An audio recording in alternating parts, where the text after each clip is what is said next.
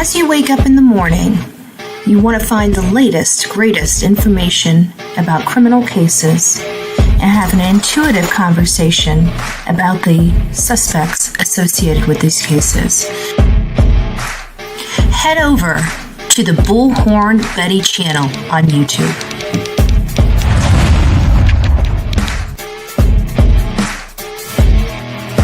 Get breaking news right here on the Bullhorn Betty channel.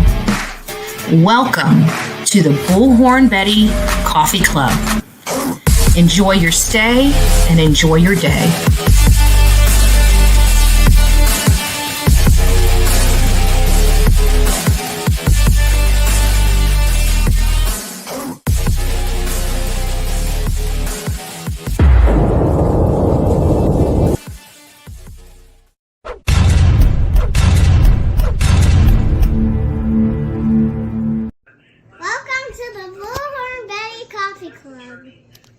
I haven't been out on the water in years, and I feel something lurking deep, deep beneath the surface.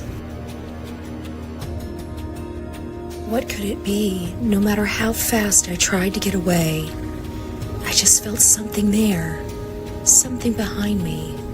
I couldn't get away. What could it be? In this strange place, there's no place to run. A few boats around. That's it. Are they watching? Are they why I feel so tense? I don't know. This is crazy.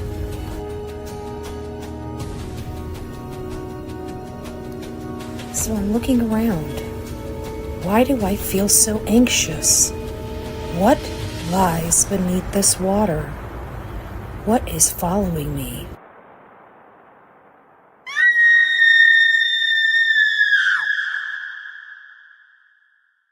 The family reported to police early Friday morning, early in the day, around 10 a.m., that the two kids they believed had left the home through a sliding door, which they say is quite silent when it opens and closes. So that's how they believe the children may have left the home. That's what the police have been told. At this point, there has been, again, this ongoing search and rescue operations. Police said they've searched thoroughly 4 kilometers of wooded terrain using GPS and grid searches. But of course, again, with all of these questions that are left on day 6 of this search, questions are starting to circulate around what could have happened to these kids. Could they have met with foul play, unfortunately? Here's what we heard from police when they were asked that question just last hour. I'm not going to comment on specifics of the investigation. We're going to continue on, and when we get to a point that we've got information that we're able to make any decisions that are able to be public, we'll let you know at that time. But right now, I'm not going to comment on specifics. Those are the statements related to Lilly and Jack Sullivan, the siblings that are missing out of Nova Scotia, Canada. We haven't heard any more details, but there has been suspicious activity, some inconsistencies in their statement, the infighting between the mom and the stepfather, the mother leaving the area and not returning, and of course, the oddity of where the kids could have gone in the middle of nowhere. And these children disappeared on May 2nd, 2025 and have not been seen or heard from since. Now, Lillian Sullivan is 6 years old. She has shoulder-length, light brown hair with bangs, possibly wearing a pink sweater, pink pants, and pink boots. We also learned she has a white backpack with strawberries on it as well. Jack Sullivan, he's 4 years old, blonde hair, and was last seen wearing blue dinosaur boots. And again, they disappeared around May 2nd. According to these dispatch communications between officers and headquarters, was pretty enlightening. They said on multiple occasions that the parents had last seen these two children in their bedroom at 8 a.m. in the morning. And so many people are scratching their heads wondering why it took until almost 10 o'clock before law enforcement was called. We're also learning right now that there are some allegations that there was a house party shortly before, a day or two before these children disappeared. And most notably in this whole grand scheme of things is the backyard. So this is the backyard, as you guys can see. And up here, you guys see the sliding glass doors. Now, why is this important? It's because these parents are saying, one, that they were sleeping and had not seen or heard their children until they realized they were missing. And they had to have come out this sliding glass door, and this sliding glass door doesn't make a sound. Now, based upon everything I'm kind of seeing here, I don't believe this sliding glass door is as nice and light and sound free as they would like to make it out to be. But this would have been the area that they believe that the two kids would have left the house through this noiseless door and came out here to this area. Now, one thing that you notice is this fencing. You have all of this fencing here. They're trying to imply that a 4-year-old and a 6-year-old climbed over all of this to get out of this area, and they did this in a matter of 20 minutes. God bless each and every one of you. We will see you soon. Hey guys, Bullhorn Betty here, giving you breaking daily updates related to the Sebastian Rogers case. This is going to blow your mind, guys. I've been personally covering the case of Sebastian Rogers, a 15-year-old autistic boy that disappeared from Hendersonville, Tennessee. His mother, Katie Proudfoot, and stepfather, Chris Proudfoot, came out and told their stories in this interview about what transpired related to the disappearance of their 15-year-old son. Katie, Sebastian's mother, describes the day before he disappeared, Sunday, February 25th.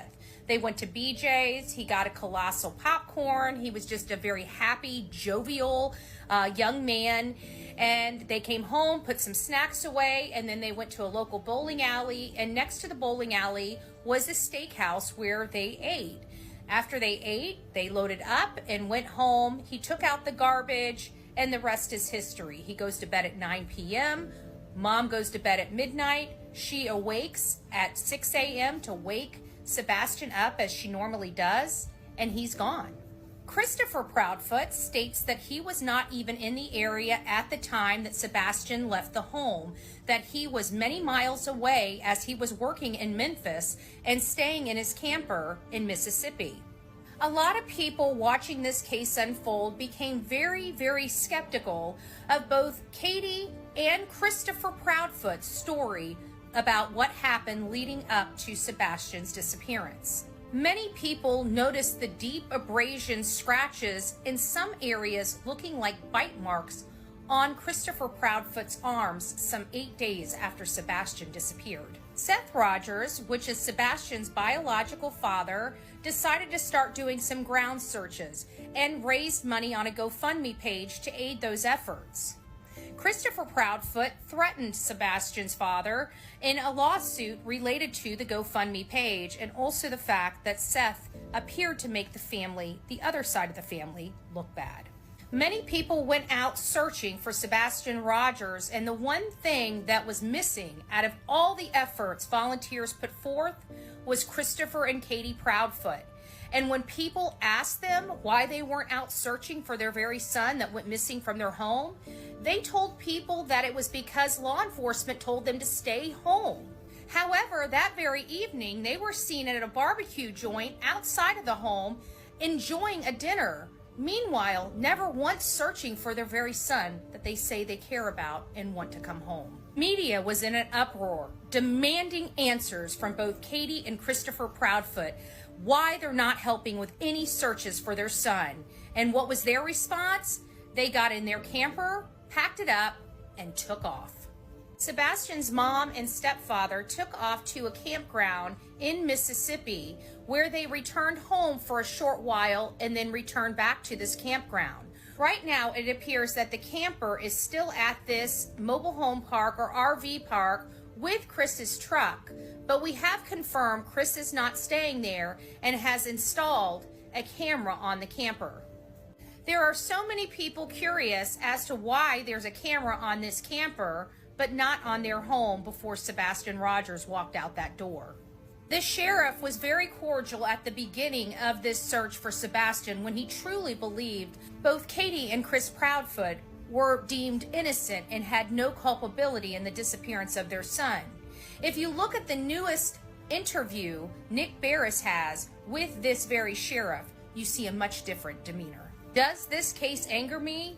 You darn right. Does it make me want to almost lose my mind? You darn tootin'. Chris and Katie have a lot of explaining to do, because what I just laid out for you is only a minor, small amount of the case against them.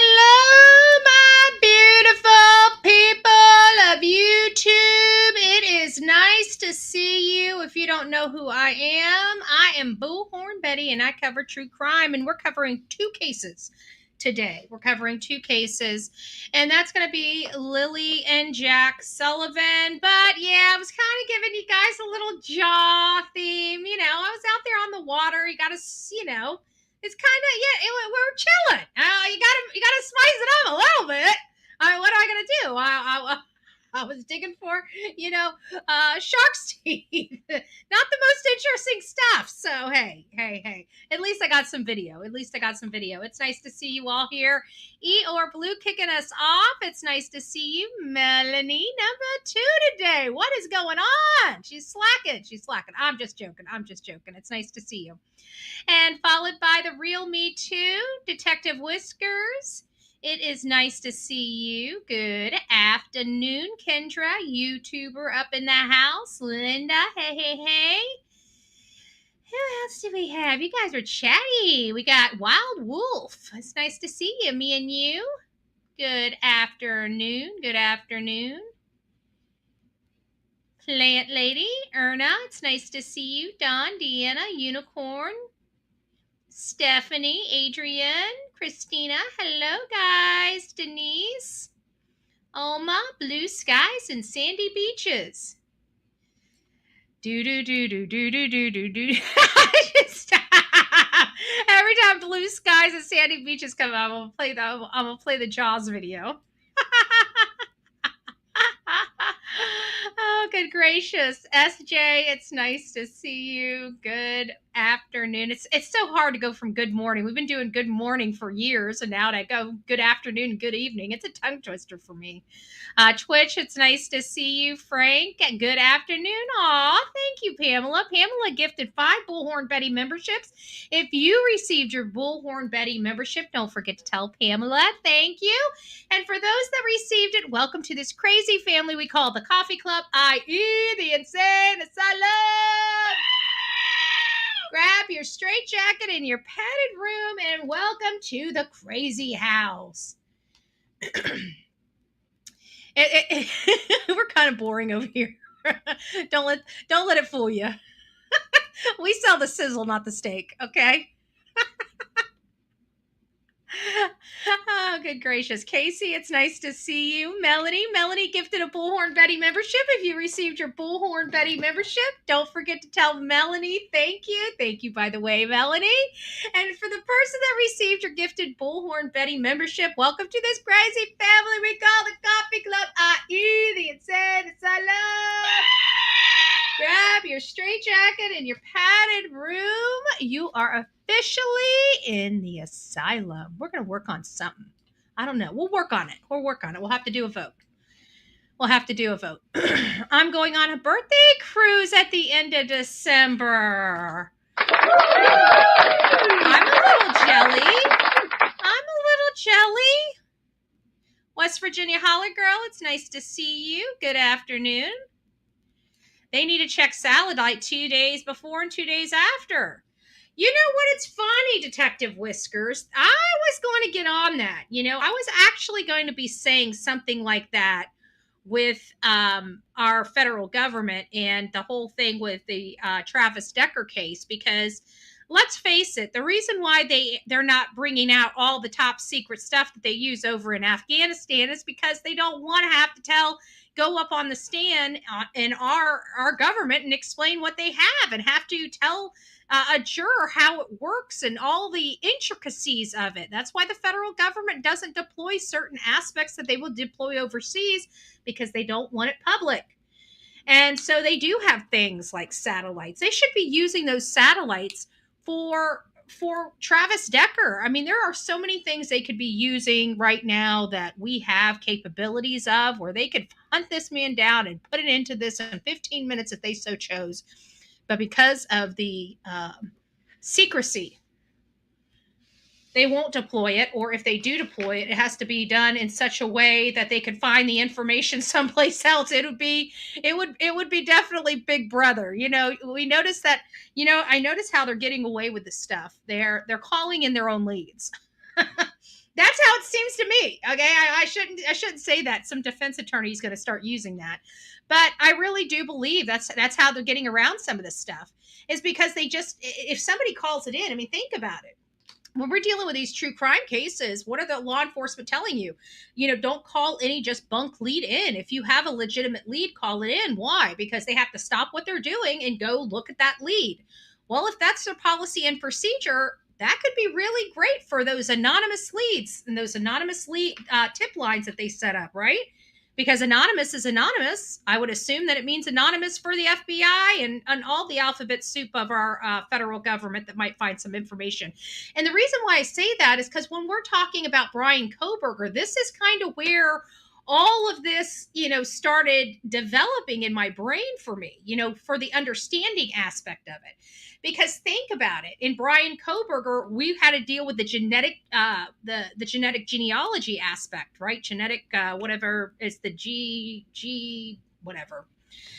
IGG, investigative genetic genealogy. There, I knew I'd spit it out if I got the letters. So the IGG, and the way that they were able to kind of get around it in the court system was basically saying it was called in as a lead. But the lead came from the FBI. It was like no different. They were processing it like a lead, like no other. I don't know. That's the way they were trying to convey it. Now, if that's the case, wouldn't that open it up to? Just saying. Hey, Peggy, it's nice to see you. Good afternoon, Frank. If I didn't say hi to you, it's nice to see you. Betty fan up in the house. Good afternoon, Kathleen, Lois. It's nice to see you. Nisi Marie, I think is the way we're pronunciated. I just saw something from you today, so I had no clue you did stuff. So it was good. It was really good. I liked it. Thank you so much for sharing that. But I just, because a lot of people come into these chats, unless you say that you have a channel, I'm none the wiser. I live in my little box unless I got to go outside every now and again, right?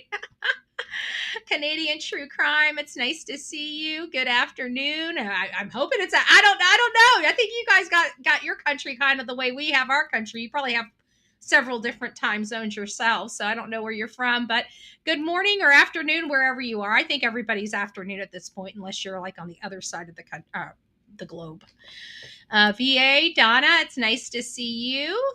Aw, thank you. Amy, gifted a Bullhorn Betty membership. If you received your Bullhorn Betty membership, don't forget to tell Amy M. Thank you, and the recipient of the Bullhorn Betty membership.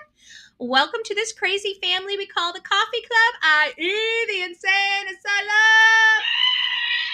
Grab your straitjacket and your padded room. Welcome to the crazy. I think I like the crazy house. Let me know what you think. You guys like the crazy house? Do you not? Maybe we'll have to do a poll. Give us something to do. George, it's nice to see you. Kelly, good afternoon. It's nice to see you as well. Who else do we have? Kelly, it's nice to see you. Good afternoon. Kaz, it's nice to see you. Prayer Warrior up in the house. Sharon, good afternoon. Common Sense. Narita, hello, hello, hello. Crazy Country Gal, Bluegrass Meadows, hey, hey, hey. All right, Tina, I think I'm getting close to the end. Let's see where we at. SI Officer, hello. It's nice to see you, my love. Kelly, it's nice to see you as well. Leslie, keep it real. Tracy, hey, hey, hey. Can Seth Rogers sue CPKP for the abuse that CP? You can always let me just yeah. The answer, the short and long answer is yes. Why do I say that? Because anybody can sue anybody for any reason at any time, civilly. So the answer is yes. Of course, he could sue them if he so chose, but. A situation like this, from my perspective, would probably be a little premature because they don't know the outcome of it. And there's nothing to, I mean, they have the reports. They have the reports. Oh, Mike, thank you so much. God bless you. God bless you. Thank you for the super chat. Thank you for the super chat. Shirley, it's nice to see you. But for a winnable case, I think it might just be just a little too premature. I think his focus, well, let's think about this. Now, I'm trying to think of the limited legal knowledge that I have off the top of my head. Now, granted, this is in Tennessee, not Florida, so their laws could be different. I guess it would depend, in my opinion. What is the goal? Some people want the goal of just because they are owed something. It's for principle and stuff like that. And I get that. But I think in this situation here, I think it would need to be a little more meaty because, in my opinion, he would need a fairly strong case because again, my opinion, if Seth is going after somebody, he's wanting to make sure he gets everything that he is entitled to. And, so I would think that his focus would be, stripping them of their parental rights, maybe suing them for mental anguish, pain, and suffering, something on those lines. But I think as this case goes longer and longer and is drug out longer and longer, I think his motivation may change as time goes on, because in all fairness, I think his motivation would need to be working on trying to get into their text messages, their auto stuff, proving his own case, because, Sumner County is not helping him on that front. And again, I'm not trying to be ultra critical of Sumner County. Sumner County already, pee-peed in my Cheerios. So there is that. Oh, thank you, Amy M. Thank you. And I see the other one. Thank you for the super sticker. God bless you. But I would have to think that he would want this to be strategic on multiple fronts, not just that. And I wouldn't want to get into it, because if that is his true motivation to sue them, I wouldn't want to give them an upper hand on any of the knowledge that I have in civil litigation. But yeah, the long and short answer is yes, but he needs to go in there with something that he needs to get and accomplish. And so he needs to position his complaint in such a way that it can be the most impactful to get the most amount of usable forensic evidence, in my opinion. Just my opinion. So getting on with this, we're going to first start off with the Lilly and Jack case. Many of you guys know Lilly and Jack. Lilly and Jack are two siblings out of Nova Scotia. We typically don't cover cases at all from other countries. It's because for our design here, even though it hasn't been this way for a couple years, but we've been having some growing pains, to say the least. And so budgets had to be slashed in order to get over certain hurdles. You guys that have been with me know exactly what I'm talking about. So we haven't been as active as we've been in the past, where we go out on the scenes and get, content from, up close and personal. But that's the way this channel has always been designed. So that kind of limits, out of country cases, because we like to go out there and find. I always believe this. I will always believe this, and this is exactly why they send media out to the streets. It's because you get more information, whether it's published on their news broadcasts or not. I can tell you that typically, whenever you have an interview, those interviews last anywhere between 30 minutes to an hour, where they're asking you a whole host of questions, getting a whole host of information from you, and you get maybe a 2.5 minute clip out of that 30-minute to an hour interview. You see what I'm saying? So there's a lot of information that's never conveyed to the public. They do their whatever they're going to get out of that interview, and that's what they publish. They don't really go back and do series of them. At least I haven't. I haven't seen where these news broadcasters or reporters go into these homes, sit down for an hour with these people, and go back and do a series of aspects of that interview or different talking points on that interview.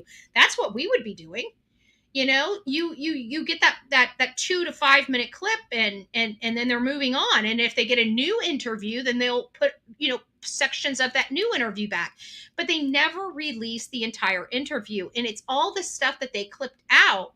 That some of that stuff is real valuable. They're saying stuff that may not make sense to the person that's releasing it at this point, but later down the road, that may be an invaluable statement that's not only out to the public, but also not in the hands of law enforcement. And it could very well be incriminating, at least depending on what they have in the case. Remember, many of these cases are built rock solid, but there's a nugget or two, a small little sliver of information that breaks the case. So what do I mean by that sliver of information? Here's a great example of a sliver of information that might be a nugget that seems insignificant. And it's just because as downtime, because I'm trying to give myself downtime, I'm trying to woo-saw something, right? So I've been watching Castle. I like stuff that doesn't make me think. I like stuff I can, but it's all crime. I don't know why. My whole life is crime related. But so I'm watching Castle, and there was a situation, and so I think this is a perfect example of what I mean. So you have a person, okay? You have your case. And the one nugget of information is you can't place that person, say, in a specific location. All right. And in this case, let's say that for all intents and purposes, the report is reporting that subject 15, okay, subject 15 was at home with their girlfriend. Okay. And nothing is said. They marked subject 15 off their list because there's no evidence that subject 15 was anywhere other than their home. Well, now they're talking to witness 199, right? And this witness is now jammed up for a drug charge, right? Wants to go home to mommy and daddy because they got a substance abuse problem. And the last place that somebody with a substance abuse problem wants to be is in the pokey. Okay. So now they're talking, and well, I heard this. I got some intel for you. Oh, well, it's going to have to be big if you're going to get out of the pokey. Well, it might be related to a homicide. Okay, well,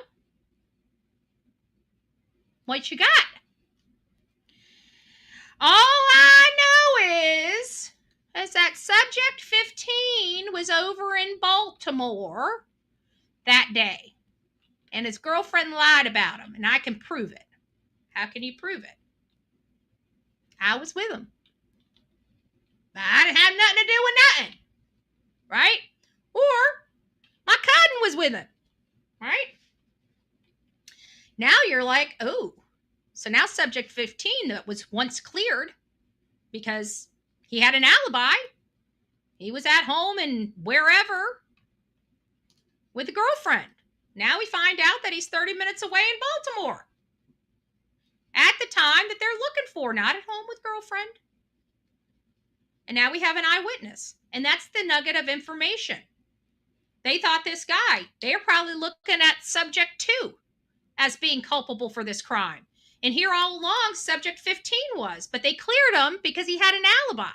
Well, now his alibi just crumbled and now he's back into play. So I think it's nuggets of information like that that might be crippling in, like, say, the Sebastian Rogers case as well as the Lilly and Jack case. And I think that the nuggets of information are similar to what I just explained as the example. I actually believe that it's possible that the reason why this case hasn't been solved yet is because of a nugget of information just like that. I truly don't believe that they can put Chris at that house or any other person from the family at that house, even though they know it was probably somebody from that family. I think it's something like that. Now, I'm not saying that that's it. I'm just saying that I think that the difference between Sebastian Rogers' case as well as Lilly and Jack Sullivan's case is a simple nugget just like that. They can't place this person at this moment, at this place.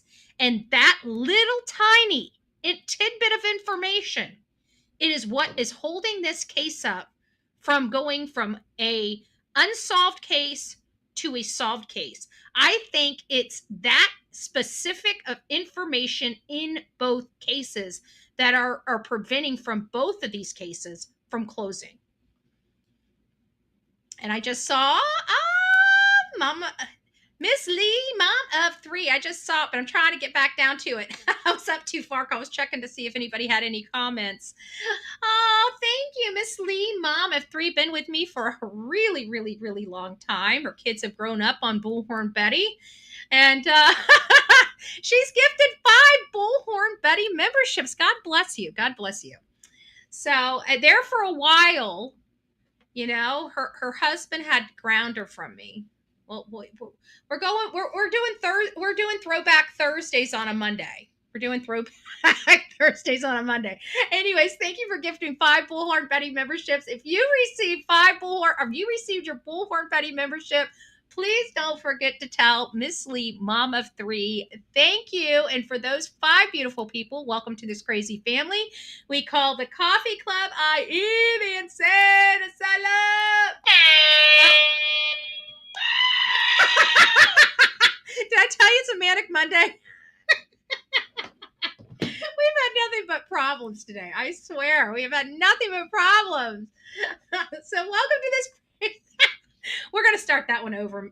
Miss Lee Mama 3 deserves better than that. She just does. She just does. So the recipient of the gifted Bullhorn Betty membership, welcome to this crazy family we call the Coffee Club, i.e. the Insane Asylum.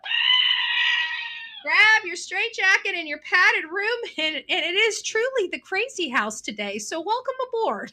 Because every time I talk, I feel like it's getting a little crazier in here.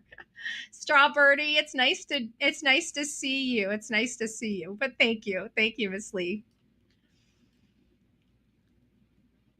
And then Denise says, I have a giant round hay bale in backyard. I put my target on and go back once a month and practice pew pew, and we do tactical training. Oh, interesting.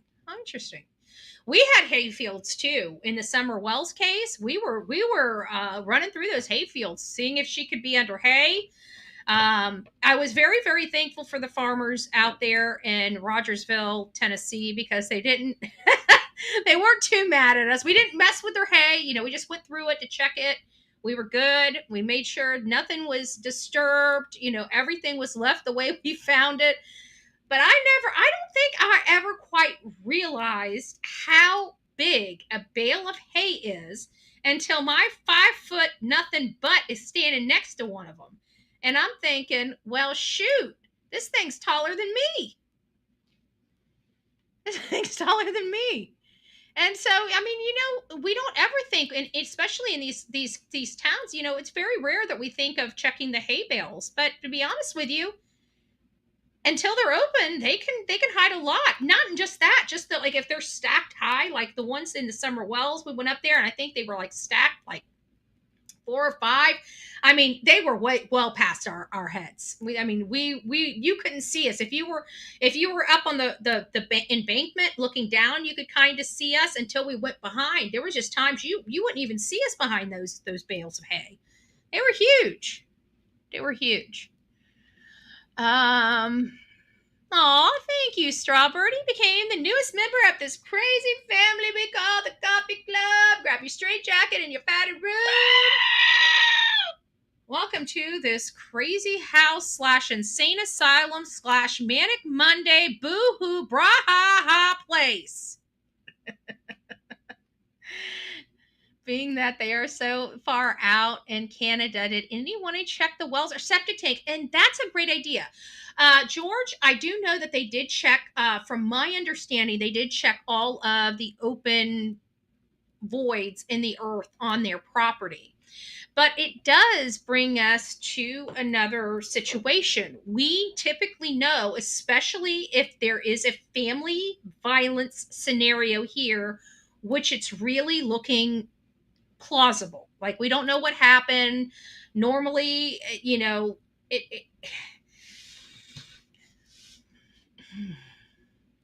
but we have to know that they most likely removed if it's family violence, they most likely moved the children. So could they be in somebody else's well or septic? And that's a possibility. The one thing we have to remember, and I think that this is relevant here, and that is Malehya was on the reservation. She's an Indian, or not an Indian, like indigenous, I think is probably the most proper way to say it. If I speak wrong about it, it's not to be offensive. It's just I don't know a better word off the top of my head. So, but she is indigenous, and it sounds like indigenous people, and they just. I'm sorry, and I don't want to say this because, again, I don't want to offend anybody, but I think it's just the culture there. It does seem like there is like the indigenous people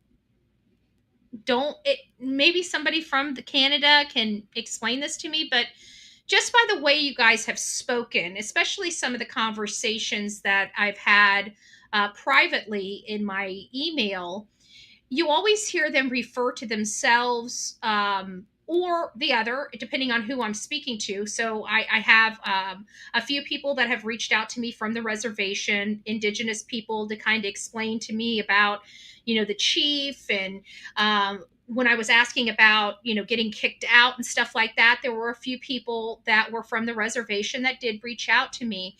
And so one thing I've noticed, and I just here in the States, we get pummeled, but it's just a different culture in Canada. But they always refer to like Canadian citizens as like the white woman or the white man.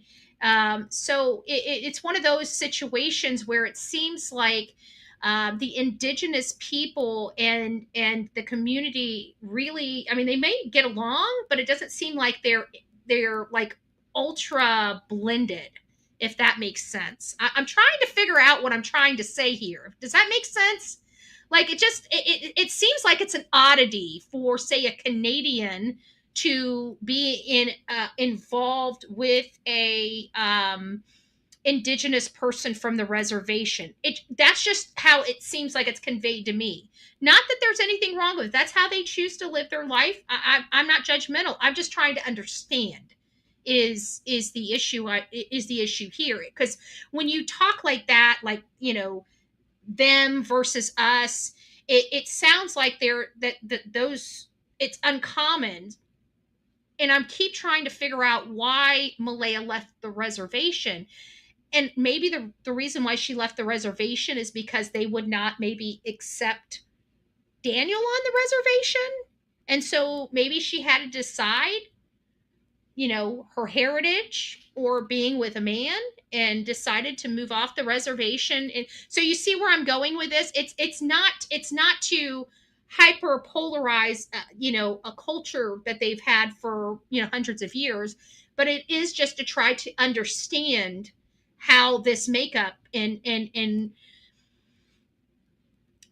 them getting together would affect the reservation living status. I'm just trying to think, and if I can get some people to answer some of these questions that I'm, unfamiliar with, or don't I just feel like I'm not getting a clear picture here with Canadian culture, if that makes sense. Okay, so let's go up here and see what else we have in the comments, and then we'll get over to some of the news. Did stepdaddy get tired of taking care of the kids?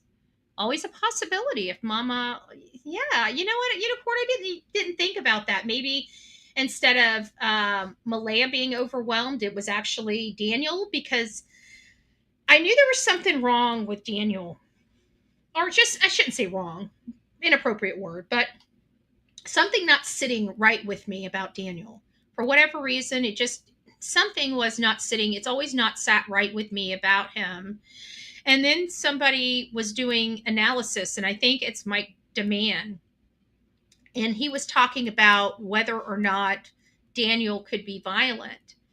And he did kind of all these statement analysis, and was working on that. I think he did like maybe an hour video on the subject.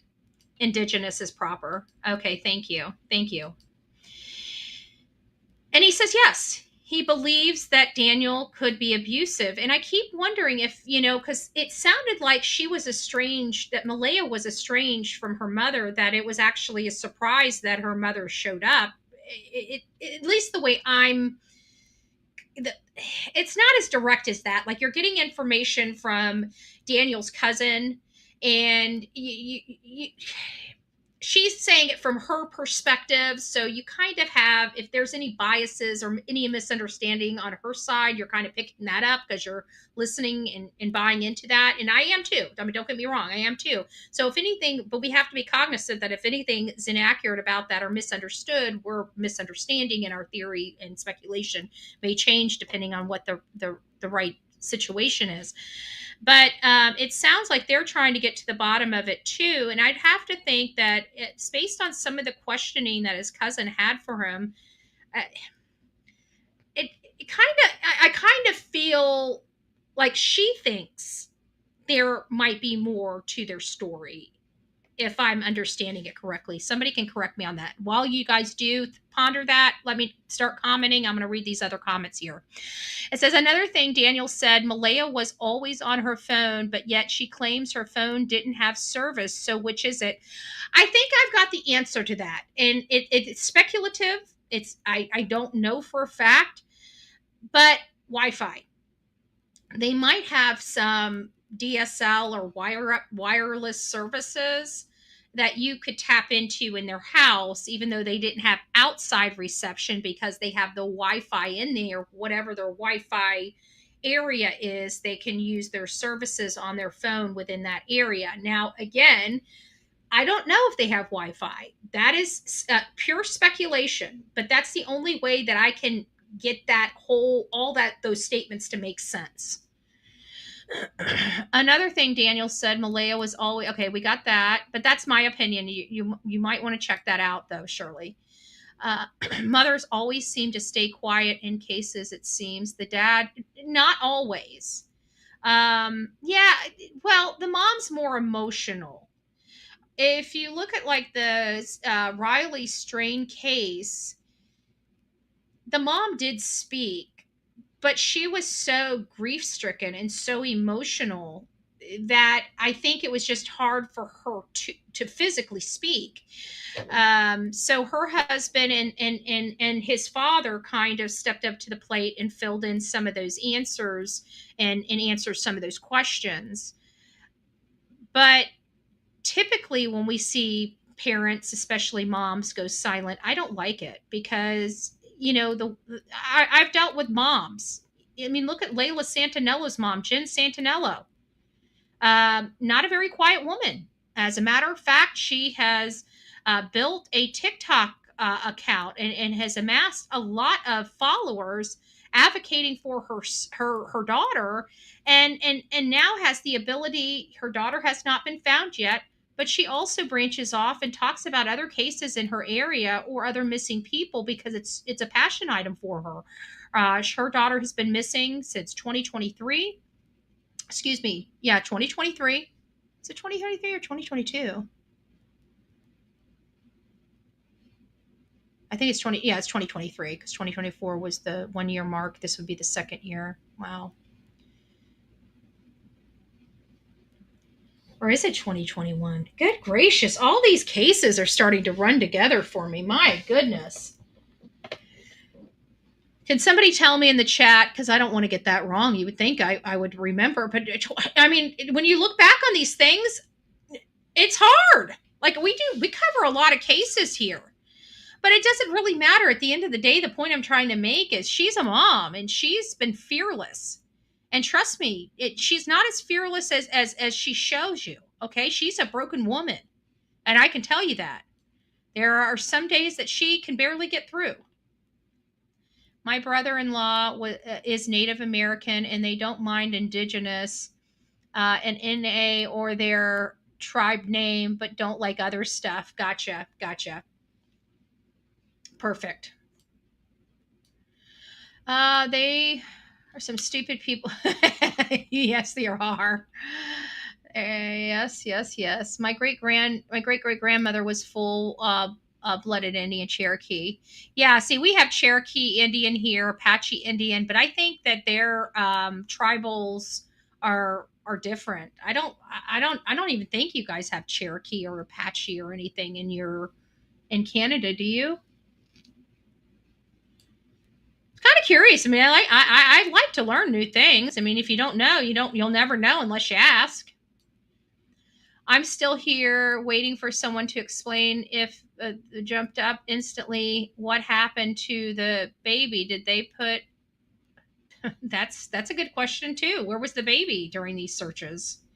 Yeah, there's a lot of questions. I don't, in the interviews, we would never, even if the parents, didn't look suspicious, we never get the full details in the interview because, a lot of people don't even think to ask those finite details. And actually, we don't think of them until almost after the fact. Like we listen to the interview and we're like, and we are just by our natural questioning. We're like, well, what about this? What about this? And it's like, you listen, hoping they get to it.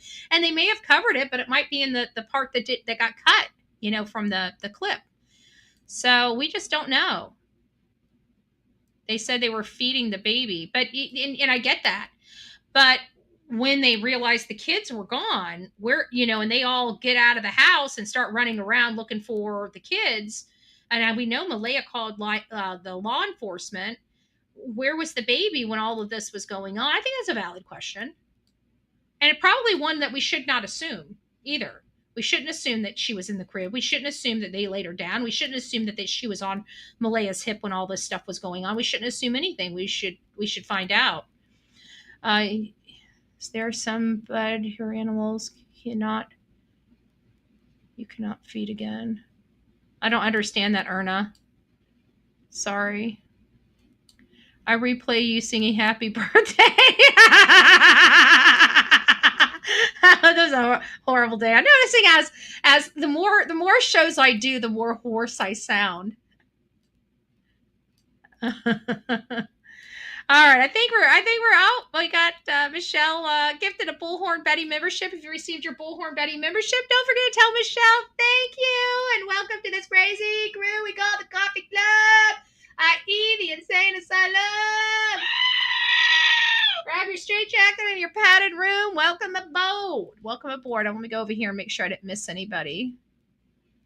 Oh, perfect. I think we got everybody. Perfect. All right, guys. Thank you.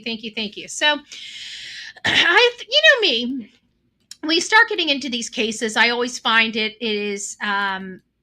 does us, it makes it's always good to go back to the beginning. You know, when things start going a little crazy, and not only that, but our news cycle over the last month has been insane. Okay, it's been ridiculously insane.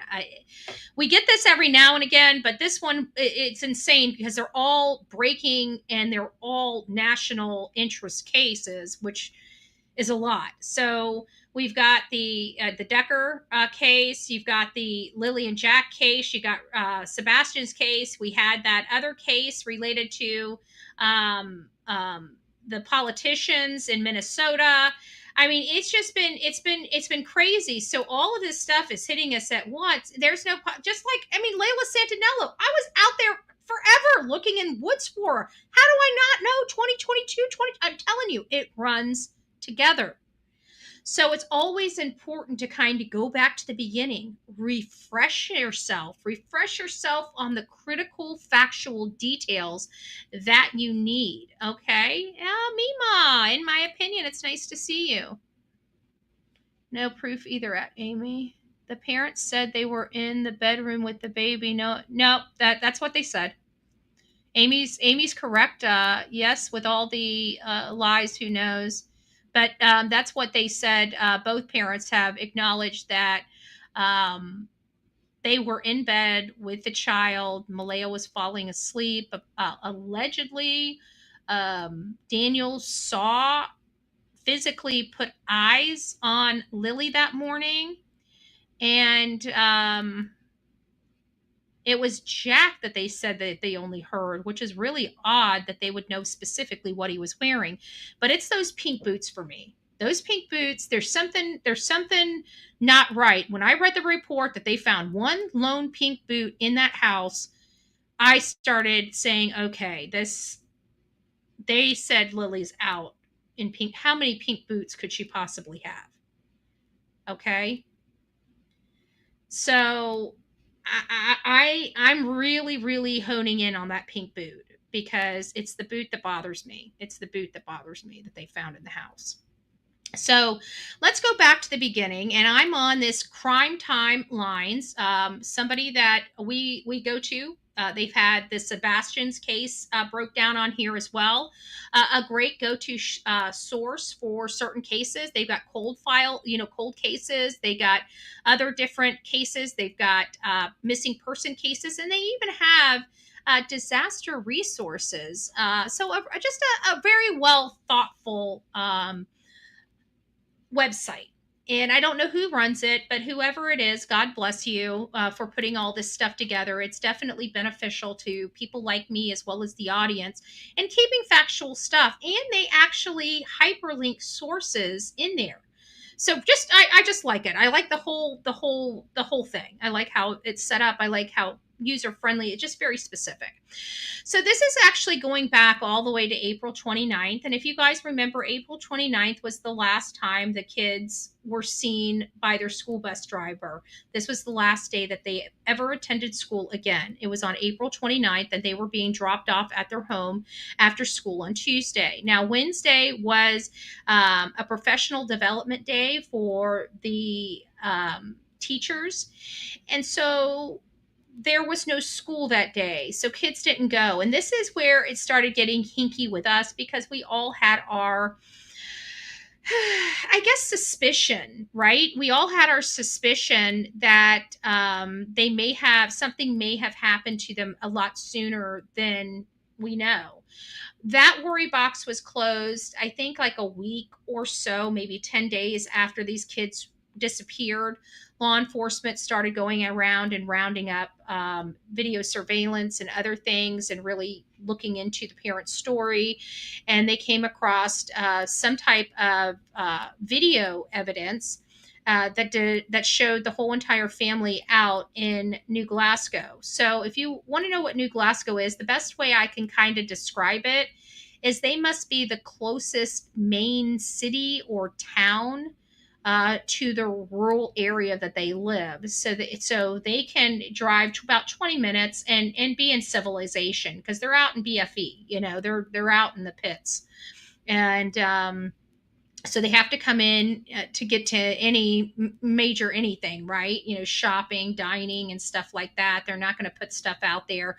Well, that is what we refer to as sprawling. It's out there. It takes a lot to get some services out there. It's sprawling. It's county sprawling. So they're kind of out in the rural area of Pictou County, and it sounds like New Glasgow is kind of the town, where they can go. So we know that they were there on May 1st, and they were seen publicly, and they were seen with their mom, their stepdad, their little sister. Now I've got questions, because now I have to ask this. Based upon Daniel's last statements, he says he went from a family of 7 down to just him. Were his... You're playing games on me, Big Mac Mike. You're just playing games on me. I'm going to smack you. Where's my smack? There it is.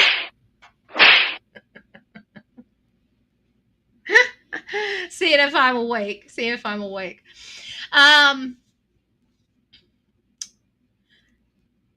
But where's his other 2 kids? Were his other 2 kids in his custody? Was he the caregiver for his other 2 kids as well? Were there really 7 people living in that trailer? Like, I think at this point we need to ask the questions, because we only heard that it was just Malehya, Daniel, Meadow, and the 2 kids. It does sound like a whip. I use it interchangeably. It says face slap. Do I have a whip on here? I don't think so. Definitely not the whip. No.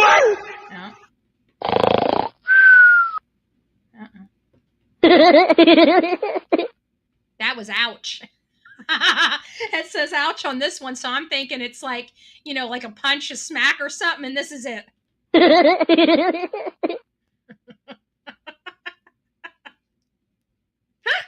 I don't know.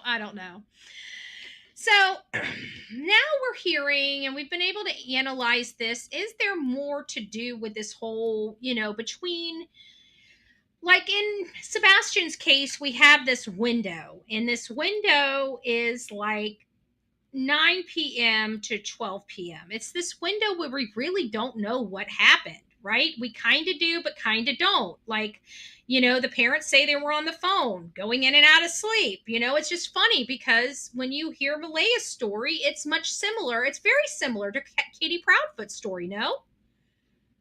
The only difference is she has another baby in her bed, and her significant other is local instead of out of town. But it was basically she was falling in and out of sleep. Isn't that what we learned from Katie's story? I just find it a little bizarre. And there's a lot of reasons why I feel that way, because many people have a problem with Malehya stating and Daniel stating that they saw the kids at 8 o'clock. Yet a call didn't come into law enforcement until 10. And my understanding is I heard that they were like, well, what should I do? Now, I don't know if that's true or not, but what do you mean you don't know what you should do? You got 2 missing children. What do you do when you have 2 missing children? Well, for her to have to ask that, and then to say on her first and only interview that she just had this instinct to call, I think we're going to find a lot more information like that coming out in the case when it comes to Lilly and Jack Sullivan. So we know about the second. They even have some dispatch calls appended to this page as well, but we're not going to go over that. So on May 3rd, around 7:57 in the morning, it was publicly advised to stay out of the woods. Around 4 p.m., there was an emergency alert was issued to Pictou and Tognish, Colchester counties regarding missing vulnerable children, Lilly and Jack. So that went out at 4 p.m. And then we had an official update that evening. Now, what we did learn is on the 3rd, this is kind of where everything started really breaking apart in the Lilly and Jack case, because this is when the mom was in a briefing, took off from the briefing, sat in the ambulance, and then took off with her mother, and nobody's ever seen or heard from her again. She's lawyered up. This stinks to high heaven. Nobody acts like that when they have young missing children, unless they are trying to protect themselves. You know, we see a lot of parents all the time go through something. We've even had children lost overnight before that were found the next day, and she took off. How did she know they weren't going to be found the next day after that? She did. She did know. She knew that they would never be found again. That's why she took off. There's no way you can convince me otherwise. So then, May 5th, stepfather is interviewed. There is no evidence of foul play or abduction at this particular time. Clothing and water bottle were found, but none of them belonged to the children on May 6th. Drone units were deployed overnight. They didn't have any heat or infrared picking up related to the children, which did not support the mom and stepfather's assessment that they wandered off into the woods. We do know that RCMP collected evidence from the Sullivan resident and asked Daniel to turn over his phone. Martell stated he complied and handed it over. So the rest of the Cindy Murray, the maternal grandmother, responds, "We're not discussing anything right now. The police told us not to." And I don't trust this Cindy Murray. I don't. Her behavior has not been that of a grieving grandma missing her grandchildren. So I think you want to know what I think's wrong with Malehya? I can tell you exactly what's wrong with Malehya. It's her mother. I guarantee Malehya's probably a messed up little girl, because it sounds like her mom's pretty messed up. Because there is no way that a grandma can act like this. So this Cindy Murray, she got no respect. She got no love from Bullhorn Betty. So I have no respect for the grandmother. I have no respect for Malehya. And I don't trust Daniel. But you didn't say I didn't have respect for him. I don't trust him. Much different. So now we have aerial searches coming in on May 8th with tech assistance. CPS involvement starts happening on May 8th. By May 9th, Martell emphasizes his cooperation, tech and digital investigation, and ongoing search efforts. We were also learning that on I think it was the 7th or 8th, that they were scaling back the search. We don't really hear anything the 10th or the 11th, and then the 13th, the RCMP provides an update. The key developments of this update was 180 public tips, 300 individuals being formally interviewed, including family and community members. And on the 8th and 9th, they did bring in the underwater recovery team to search bodies of water, but found no evidence in that immediate area. And they have had up to 160 trained volunteers assisting in the 2 vulnerable missing person alerts that were issued. May 16th, RCMP updated again, basically stating how much they've searched, the 5.5 square kilometers. I'm not going to rehatch everything that went on the 16th. There wasn't much other than just explaining what all they've done. So I'll just briefly say they searched. So then ground and air search efforts conducted on May 17th in Pick 2. More than 100 volunteers searched Colchester, Halifax, East Hants, Pick 2 County, and Strait area ground search, rescue, civil air search and rescue, and others. On the 18th, the searches resumed. We got an update from the RCMP that afternoon, basically saying that they didn't find anything. On the 25th, we received an update from RCMP at 7:05, basically stating that they have ground and air searches in Lansdowne Station as part of their ongoing search into their disappearance. And the RCMP thanks the hundreds of volunteers and asks anybody if they have any information. And of course, the 28th, we receive another update. Public asked to submit footage from the 28th to May 2nd on the Garlock Road. If they have anything pointing to Garlock Road, please get that over to them. This is when I think this was a stark change in the RCMP and how they're processing this case was definitely understood by May 28th.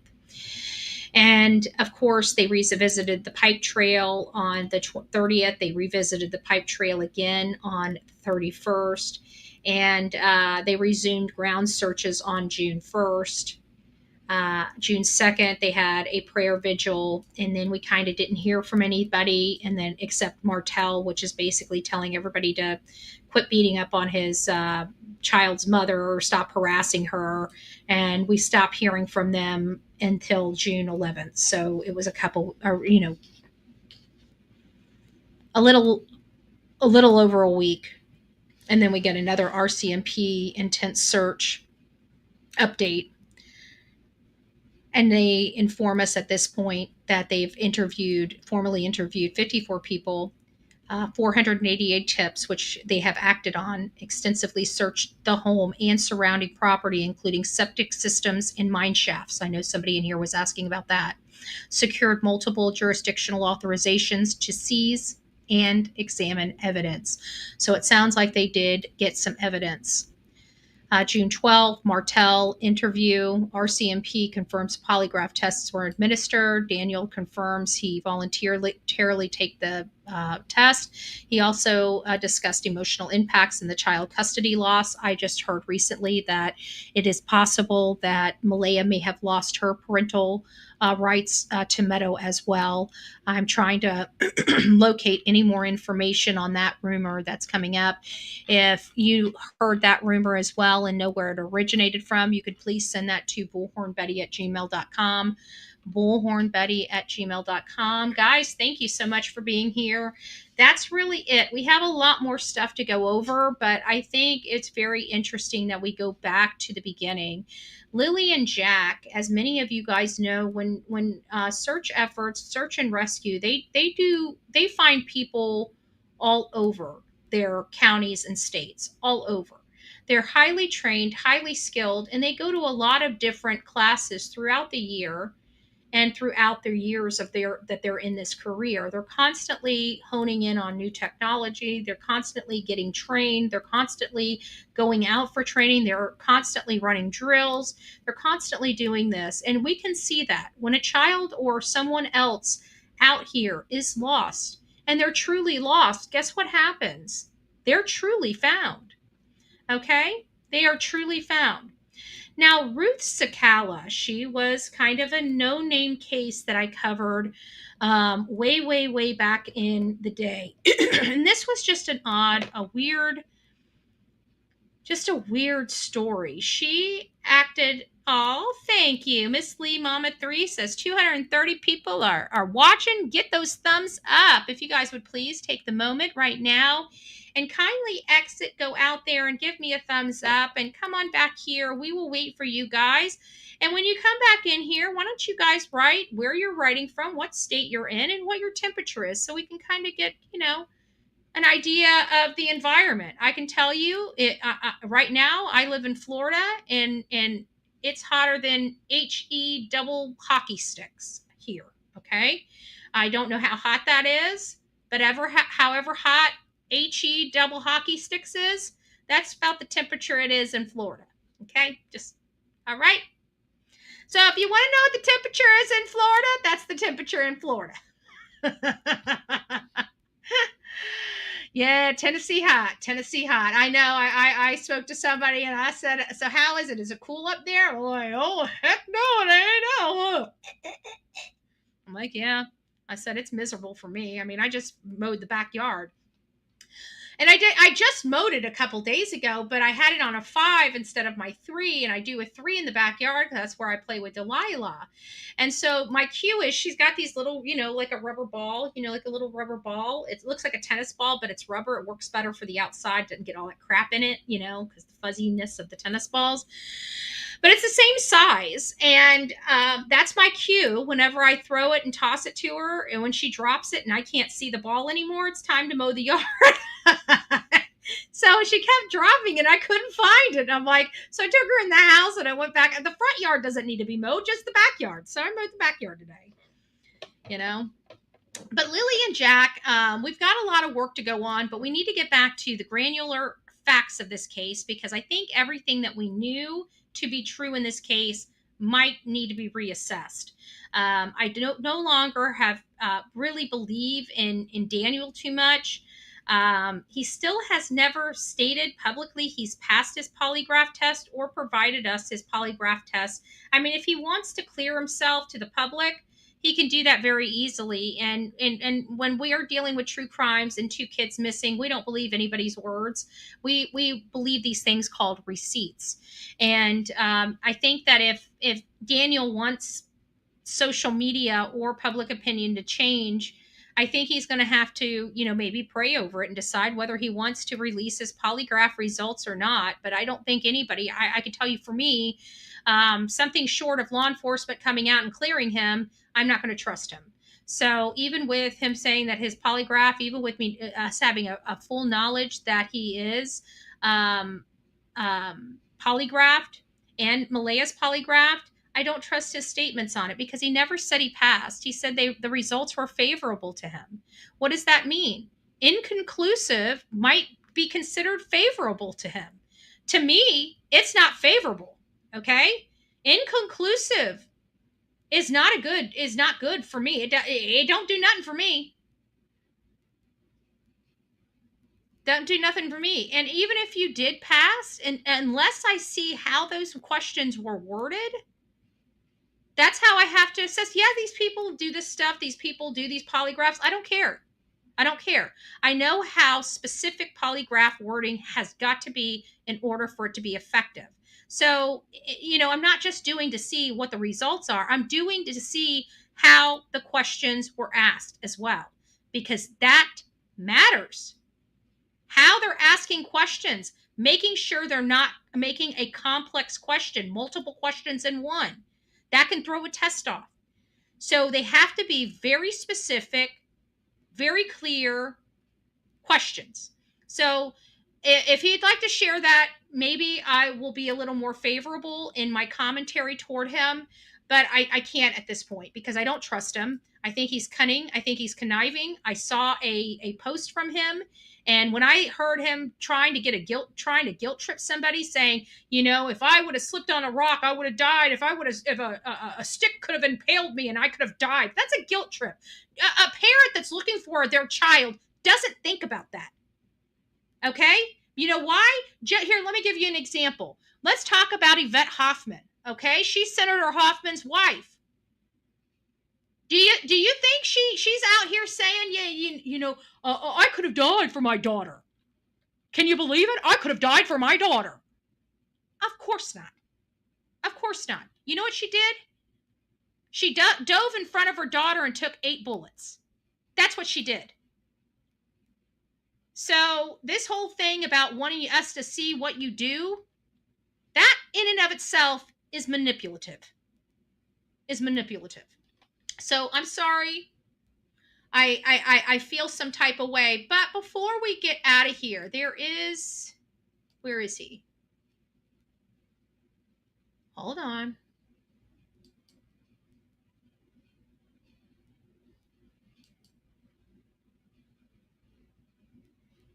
Oh, you know what?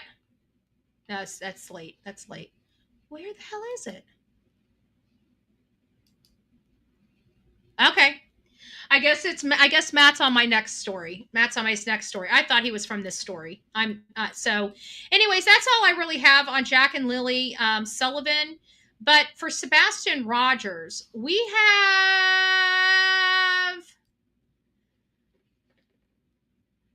cover your ears, my Christian frellers. I don't think I can be as effective without saying it just the way it is. And I'm sorry. Oh, I got a button for that. I don't even have to cuss.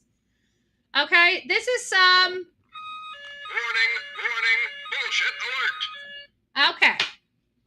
We're coming with that She's in it. Okay, there. I think I passed Sonia. Oh, which reminds me, we need if you guys would, make sure you guys say a prayer for Sonia for me. I don't want to tell you guys, it's not my business. All I'm asking you for some uplifting prayers. If you could do that, I would greatly, greatly appreciate it. Thank you guys.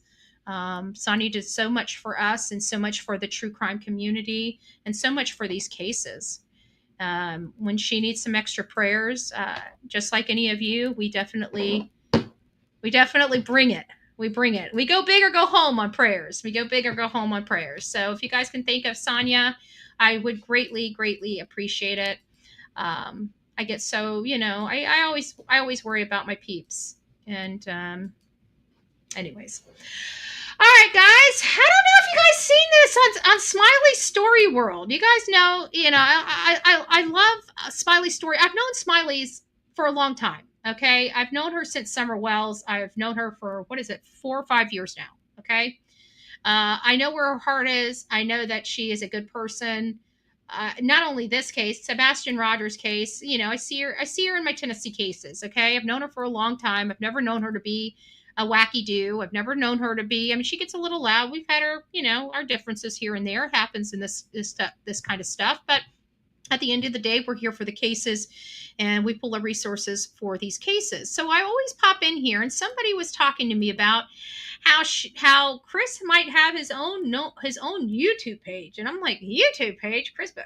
I'm gonna tell you this just like this: if Christopher Proudfoot has a YouTube page, I will be dogging the crap out of it after everything this man has ever said about Seth and all the crap he said about social media, except when he ran to his drama people to cause nothing but chaos in a true crime case. His stepsons intentionally, willfully causing all of this shit. That piece of you-know-what. Anyways, that's what I was hearing. I was hearing this SOB has a channel. And I'm like, okay, well, where is this? Oh, Smiley's World's got it. I'm like, oh, she does. So I'm like, okay, so let me go over here and check out Chris Proudfoot's new debut as a content creator. I would think he's getting broke at this point. That's probably why he hadn't been making his payments to the hate squad, the defectors, the circus creators. He must not have made his payment. So I was sitting there thinking of all the things I would do if I found out Chris had a YouTube or TikTok channel. I couldn't make heads or tails. Does he have one? Does he not? I don't know. So I call Smiley and I'm like, hey, what's going on with this? I said, does he have his own YouTube channel? She's like, well, I really don't know. What you see is what you kind of get. I got the same information as you. I'm like, okay, I got it. So I sourced this back. I'm going to show Smiley's World because, you guys need to see this and you need to go over there and support Smiley. But I traced it back to the origin of this thing. And I can't make heads or tails of who the guy is or how this wound up on his page or her page. I have no clue. Are they friends or something? Because I can't figure out how anybody would have this private video from Chris. But that's what it is. I don't think he has his own show. I think this is a private video from Chris that he sent to somebody and they played it. And I'm looking at it and people are saying it's him walking through a graveyard. Now I think he's creepy. I think the man's got some serious problems. Okay. Me and Chris will never be BFFs. Like I think that man needs to be he should have his balls removed. I don't think he should procreate ever again. He is not father material. He's not daddy material.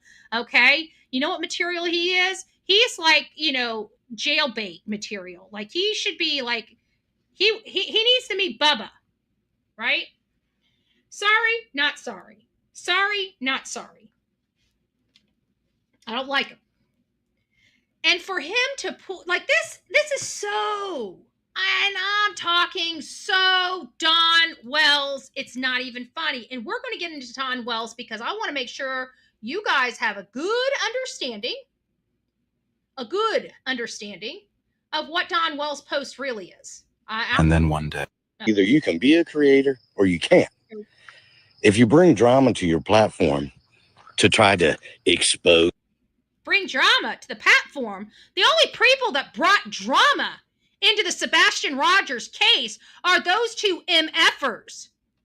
The only people that brought drama in finding Sebastian are the mother and the stepfather and their crazy ass family. They're disgusting, stinky, fat, slobby family. That looks like they are out of the freaking Mad Max version of Hendersonville, Tennessee, and why a sheriff or a judge would want to rub elbows with those pieces of garbage is a stink and a stain they'll never be able to wash off them, and I'm going to make sure they don't, Mr. Sheriff Snuggles Struggles. So this guy's out here playing these games, talking to people about the drama that he brought into this freaking case, and telling people how to live their life. I don't need somebody telling me what to do. I will never listen to what this sea sucker has to say. Lose somebody. You're still not making it. You're still, am I scared? No, I'm not scared. Sounds like he's live. Sounds like he's live on some channel. That's pretty rich coming from a man that said he'd never run to social media, yet he runs to the trashiest pieces of garbage that are lower than hell for help. Are you scared? Well, you seem to be pretty scared of a 5'0" woman with a camera. He ain't scared of a flashlight. He ain't scared of the boogeyman because he is the boogeyman. Let's keep listening to how lame us people are. You're still not making it nowhere. I'm making it everywhere. I don't know if you've seen me, but I'm on every social media platform. Doesn't matter what case I roll. If I'm not getting the views, I'll go front and center. I create. I'm Bullhorn Betty. Because you're using the other person's name and integrity to make... Well, we know Christopher Proudfoot has no integrity. All he's got is his weight to throw around and his big ass head that needs to be deflated. But other than that, he really doesn't have a whole lot to offer. Make yourself look good. So by all means, I'm telling you, do it. Make your little page about me and try to get a little traction. Should I start screaming, hashtag Chris Proudfoot, hashtag Chris Proudfoot, hashtag. He ain't scared of nothing, but he's sure scared of those damn hashtags, isn't he? He's so scared of these damn hashtags, he's all up in Sumner County saying, oh, I saw some I didn't want to see. Oh, bitch boy. Little bitch boy. All right. Now we gonna come on over here and get a little bit of get a little bit of love from Matt. Matt's gonna school us, okay? He's gonna school us. This right here, I came across. This is my problem. I came across him, and then I went and found that post, and I was gonna come here and I was gonna read this post to you, and I'm like, that's not really fair because Matt's the one that brought me to the post to begin with, because if I didn't see it on his channel, I wouldn't know about the post. So I think it would be kind of like, pretty crappy if I go and act like I found the post myself and don't throw him some cred. So we're going to put Matt on here because he's found the work. Like I said, I went there, I found it, I read it. I was going to just pull the picture up and just show it and run the story. But at the end of the day, it's not my story. It was his. And he did it well. So my boy, Matt. So I came across a post on X pertaining to the Sebastian Rogers case, and I want to and I just want to say this to you guys. Matt works very hard. He goes to school. He's a smart kid. He's a great kid. If you are over on TikTok, I please go over there and follow him and sub up to him. And please, whenever you find something like this, like I never not heart his stuff. Like this, he brought this, like I said, I was going to run just the clips that he did. I was going to show the source where he found it on X. And I'm like, you know what? He found the work. I'm going to give him a few minutes of So I'm going to give him a plug. I'll give him a plug. Good work. Share with you guys. Now, I just want to preface this by saying that none of this is confirmed. This is all just talk, but I think that it's definitely something. And if you want to go hear it without me talking over it all the time, again, go over to TikTok to Matt's channel, and then you can hear everything without me interrupting it. I know you guys are ready for me to get into it, but see, I interrupt you so I can make you go over there to watch it. Thing worth talking about. Take a listen. All right, so this person writes, Kathy Bowersox allegedly told Robin We really don't like Kathy Bowersox. I think Kathy Bowersox is a problem in here, and I don't know how much of a problem she is. We know at least enough people have said that they saw Kathy up at Worsham's. This was not one person. This was not two people. This was multiple people. Okay? And they are adamant it was Kathy. One that approached her, and she knows who he is because he approached her. I wasn't there for it, but he told me about it. And he basically called her a liar to her face and said, Kathy, I saw you there. So it makes me wonder what in the world is going on here. And this is what I will tell you, because this is the one thing Matt couldn't say in his video. It is the top part of the post. He started, we know from Chris that Sebastian was not allowed to be around Faith. So what you missed out on this is someone has posted this in another group. Kathy Guy Bowersox allegedly told Robin Rogers that Sebastian is a quoted pedo. So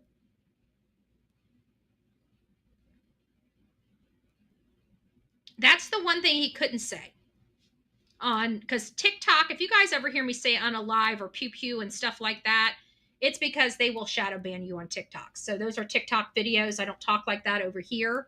I don't mind saying gun. I don't mind saying shot. I don't mind saying murder or stabbed or anything like that. But over on TikTok, there are just words. It's a different platform. It's ran by, Chinese-based companies or Singapore-based companies or whatever it is, but they just don't think like us. They just don't talk like us. And good God, don't say the word kill on TikTok. They will shadow ban you. So that's why I have to use creative words when I'm on TikTok. And that's why he didn't overlook the statement at the top. He just couldn't say it on platform and be successful with his video. Rogers that Sebastian is a quote. We know from Chris that Sebastian was not allowed around Faith. Over Christmas, when Faith came to visit, Sebastian was forced to stay at sets the entire time and only communicated with his family on Stafford Court via FaceTime. Chris had a court case coming up the week after Sebastian went missing, a trial for custody of Faith, no less. No doubt he expected to win full custody. Yet Katie was not on board with Sebastian going to live with Seth full-time as planned, and we were told that Chris and Seth were, quote, working on her to get her to agree. Sebastian was supposed to... So this is stuff that we did know. We knew that they were trying to... that Sebastian... When this story broke, we already knew that Sebastian was supposed to be going over to Seth's house to live after... he graduated from this class. After, the school year was over, he was going to go live with his father, get adjusted, get some intense therapeutics, as well as homeschooling. And it was going, Seth was really excited about it. Obviously, Chris was very excited about it because he thought he was able to manipulate Sebastian right up out of his house. He does not like Sebastian. He is embarrassed by Sebastian. Everything that he has exhibited, he thinks Sebastian, well, we know how he feels about Sebastian. I think he's made it crystal clear how he feels about Sebastian. Artard. That is everything that's going to be associated between Chris and Sebastian, is that word. That's so disrespectful word. That's somebody that tries to act like they're a parent. What parent talks to their kid like that? I mean, if we did talk to it, trust me, it would be a joke. It would be a joke. And now I'm hearing that that's too offensive for people. I think people are too opinionated and too offended. Okay? Use whatever words you want. I'm not PC. Okay? I'm really not PC. If you have problems with disrespectful words to be disrespectful to people, well, that's what their intended use was for. Okay? Do I think it's appropriate to say to a medically a needy kid that has disabilities? Absolutely not. Totally inappropriate. Totally inappropriate. Am I totally offended by the word all by itself? Are you kidding me? I'm a 70s and 80s baby, okay? We use that like toilet paper, okay? It's ingrained in my DNA. It's on my, it literally is on my lip. I just don't have any reason to use it. But is it a word I grew up on? Absolutely. Was I called it? Yeah. Did it offend me? Nope. Sure didn't. To start intensive therapy while doing online school at SETS. He had just recently confided in his own teacher at Beach about the abuse at Stafford Court, resulting in a CPS visit. We know. So we know that. And then he further starts saying that Sebastian was supposed to start intensive therapy doing online school at SETS. He was just recently confided in his own teacher at Beach about the abuse at Stafford Court, resulting in the CPS visit. We know that there was multiple CPS reports. Yes, they were unfounded. I don't know if they were unfounded. It's just that it's hard to get. This is the issue I see in Sebastian's case. And I truly believe it is absolutely a factor in why CPS didn't step in to begin with.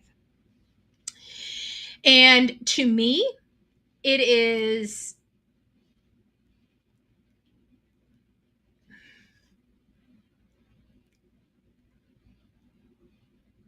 where was I going with this?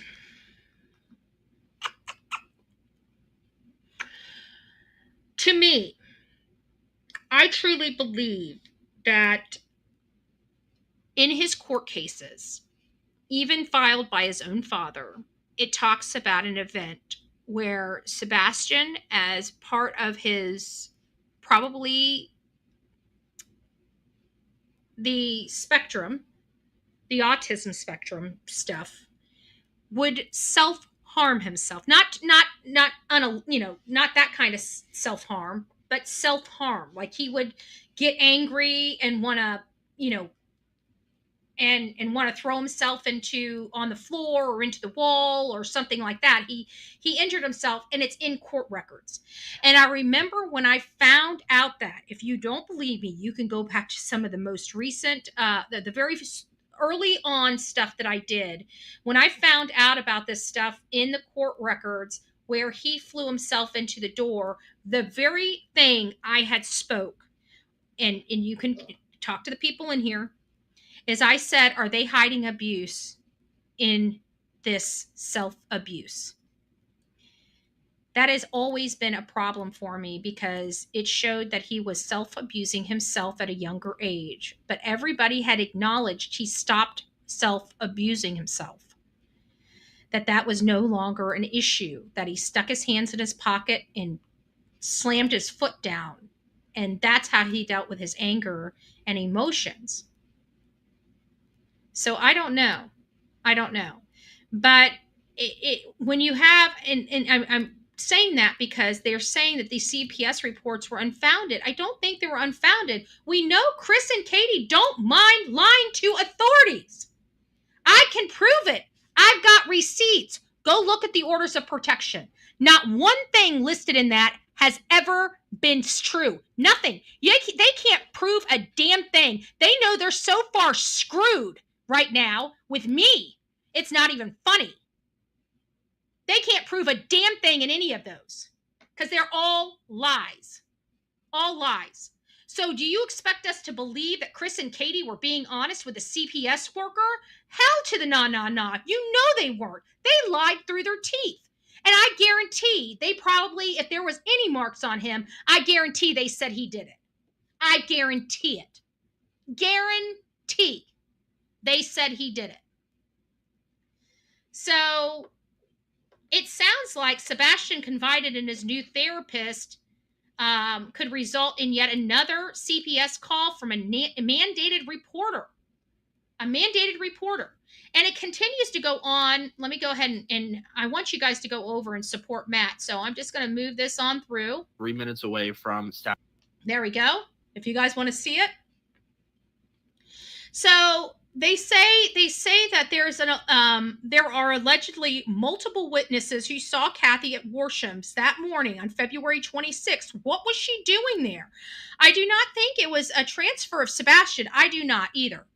The transfer of Sebastian was the night before with the flashlight video. All that makes sense. And we can see a blob carrying a blob. And I believe the blob carrying the blob is Christopher Proudfoot taking Sebastian Rogers out of the home with Katie following behind. So she's there, and it says they were waiting.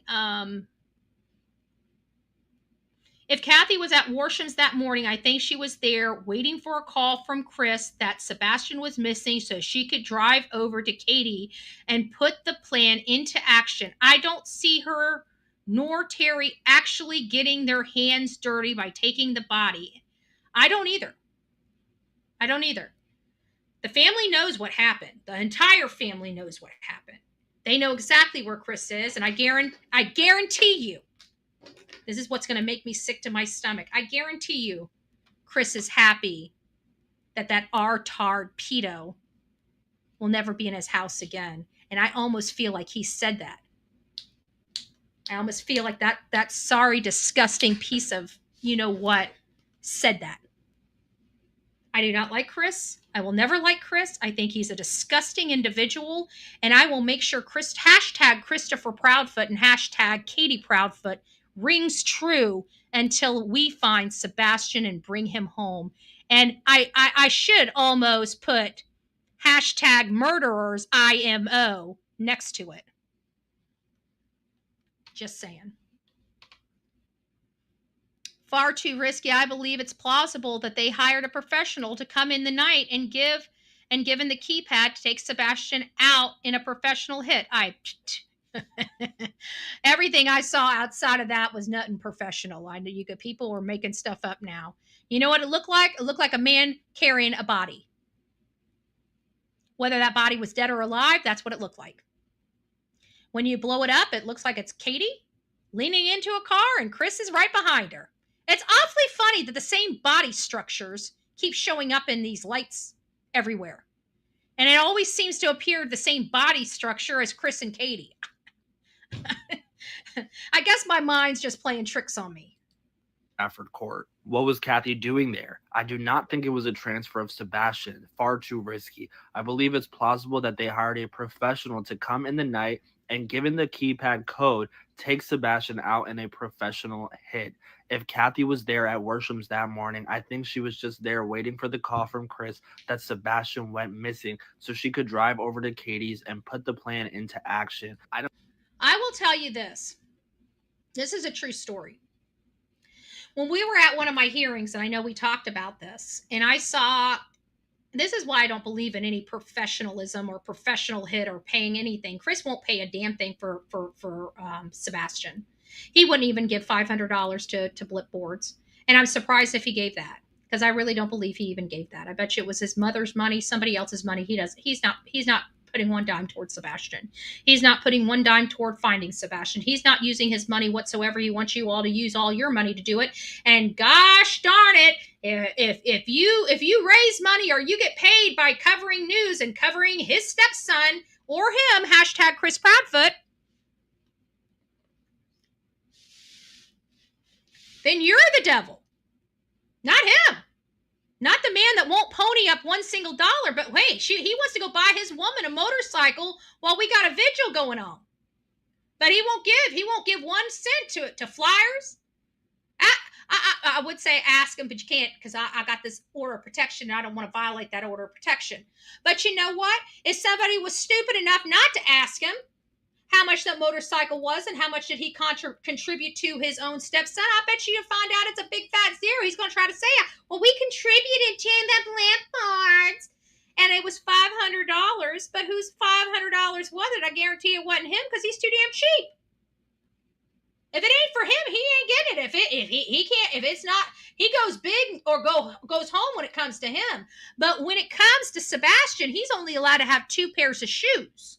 When it comes to Sebastian, he's not allowed to have underwear. He's got to wear pull-ups. When it comes to Sebastian, he's not allowed to have a phone. When it comes to Sebastian, he's not allowed to be on the internet. When it comes to Sebastian, he's not allowed to live the good life like him and Katie are. He's got to stay in his room and do nothing. And God forgive him if he doesn't clean up that room when I tell him to. Because if he doesn't clean up that room as I tell him to, well, by God, I'm going to take everything out to the garbage. And if he doesn't like that, oh well.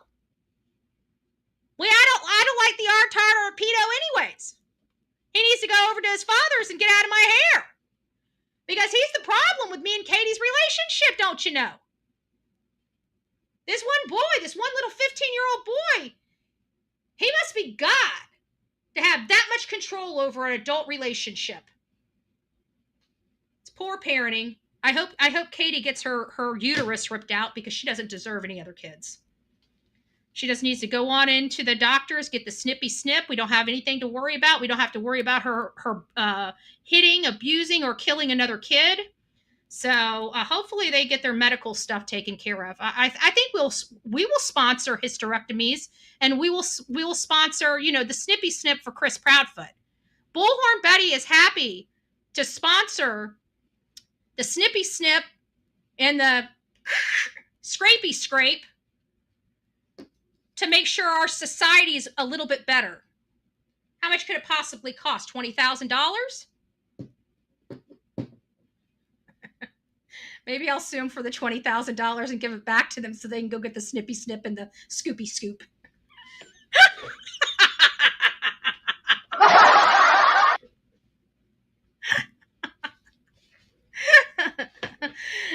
We'll make sure we get the funds somehow.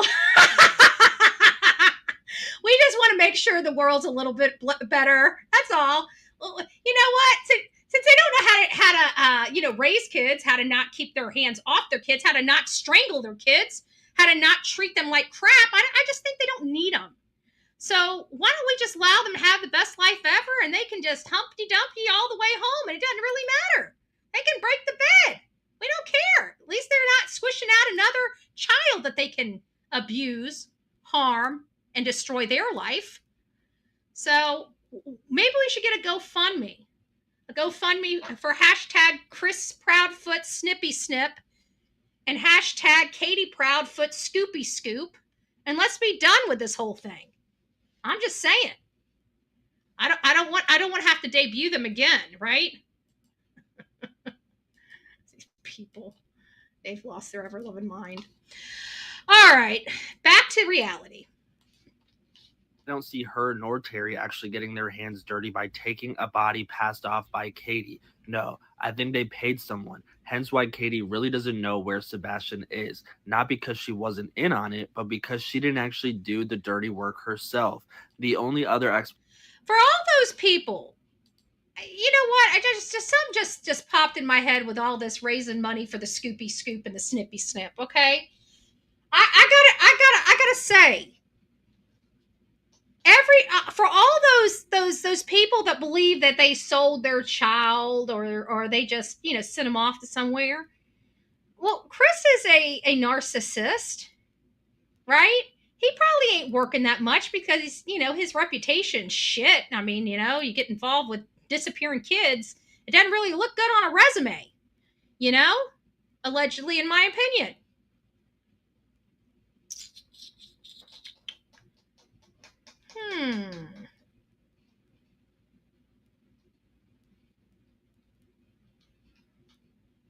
I'll hold that. I might come back to it. Who knows? I might come back to it. I'm gonna hold that. Might be a little too brutal, too soon. Explanation, in my opinion, other than he actually walked away, which I find incredulous, is that Katie did it alone and somehow was able to dump the body without leaving any evidence or witnesses. I'll do it. Should we just raise the money and approach and see if we can buy him back? For all the people that truly believe that they sold their kid or had their kid go to a thing, should we just raise some money? Should we find out how much it'll take to buy him back, and let's just buy him back and be done with it? I mean, it's coming down to money and getting him out of their hair if he truly is still alive.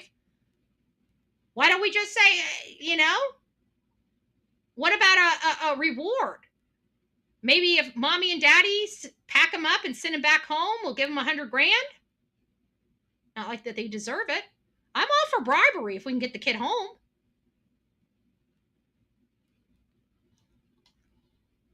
I'm all for bribery. Or blackmail. I guess it'd be blackmail. Blackmail, bribery. I don't know. Whatever the elements are for what I'm doing here. I'm not really into the whole, I really think that the majority of the time when these kids disappear, they're not being sold. I think that is a minority of the time. I think that the majority of the time, the kids have met with foul play from their parents, because that's what statistics tell us, but I am serious. If it for all the people that say this is just, they just wanted to get rid of them. Okay, well then we'll buy them back. What's the price tag? What's the price tag? Right? But at the end of the day, we're not going to get a price. We're not going to get a price, because the price, in my opinion,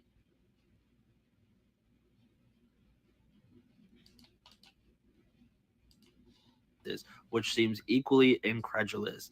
Terry Bowersock Sr. told his coworker that someone should run over Nina with a car. If this is true, they were willing to do that to the mother of Faith, or even joke about it. What wouldn't they be willing to do to a stepson they called a threat to their favorite grandchild? I'll keep beating my tired old drum of it is not a coincidence that Sebastian disappeared on February 26, 2024, 8 years to the day that Katie filed for divorce from Seth. The odds of that are less than half of 1%.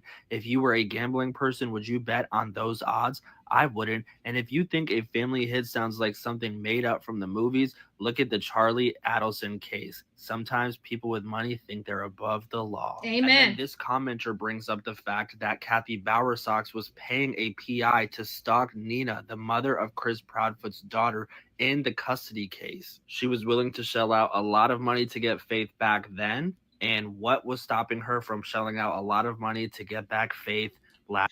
That's okay. That's okay. I know the nonsense, the ding that they got in their pocketbook for the nonsense they did with me had to stung a little bit. But that's okay. It ain't over until the fat lady sings.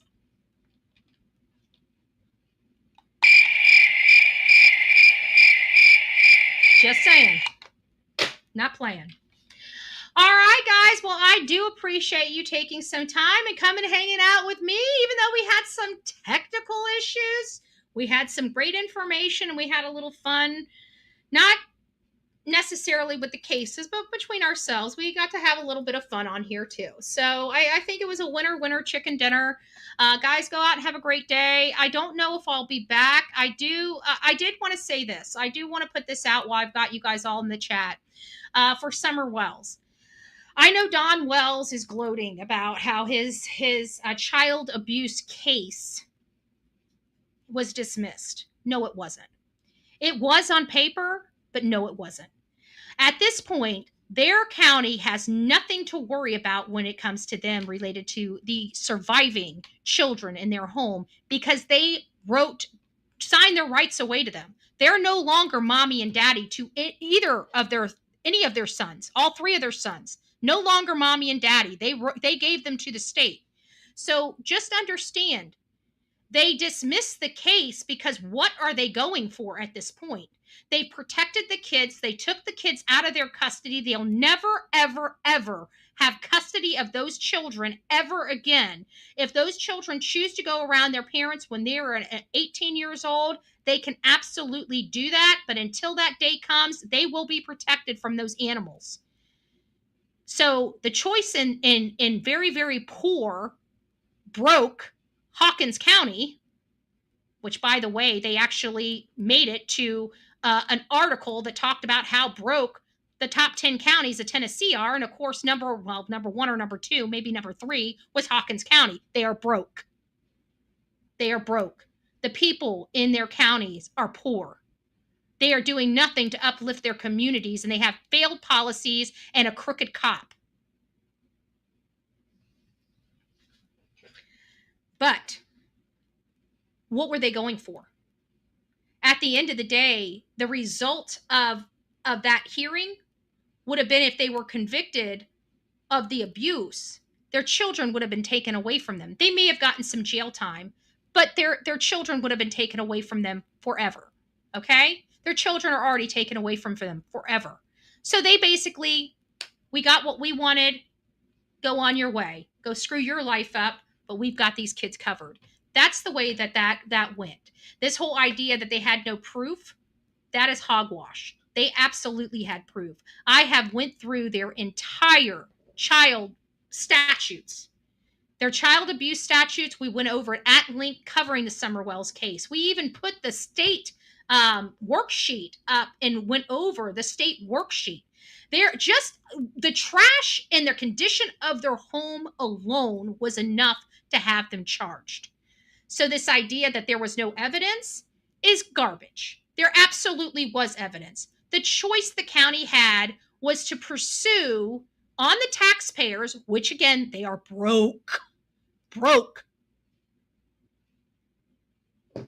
or look out for the best interests of the kids. They looked out for the best interests of the kids. Now these numbnuts can go on their way. Okay? So yes, they had proof to the case. Why it took this long, I have no idea. But again, we're dealing with a very broke county that can't even take cases to trial. That's the problem all over Tennessee. I'm tired of it. They have some management problems there, and they have a lot of corruption in these small counties. If you want to stop the corruption, get people like Ronnie Lawson out of politics. Fire his ass.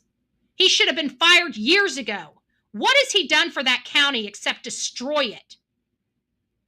He's done nothing. He damn sure ain't upholding the law, because any sheriff worth their salt would have asked the judge to put their child away for 40 years.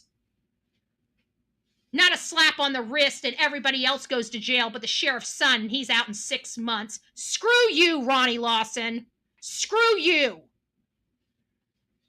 So that's where we are with Tennessee. Bullhorn Betty is not playing very nice in these corrupt counties in Tennessee that have these missing child while they're sitting on their hands doing absolutely nothing, complaining about how mean social media is. Don't listen to social media. Listen to us. We'll keep you up to date. We'll make sure you guys don't have disinformation or misinformation.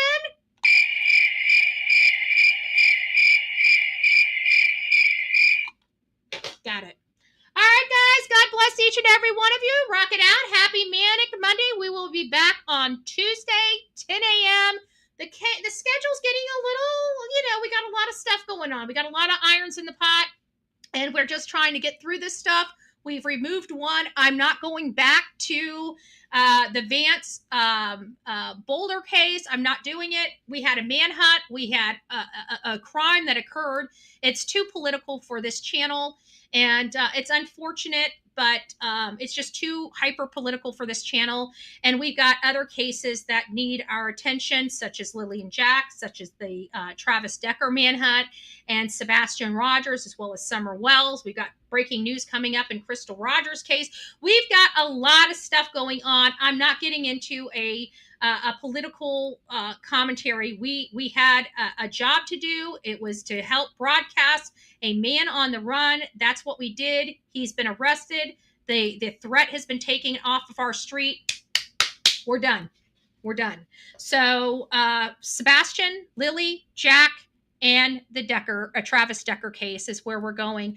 I'll be looking through some new updated stuff, see if there's any new cases that I think you guys might be interested in. But I think we need to have a live, and we're going to go back over Sebastian's case. I cannot do that until Thursday.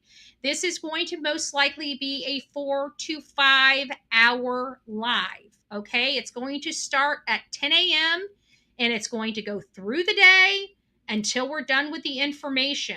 We're going to have, I may open up the chat or the platform here and bring some people up on the panel.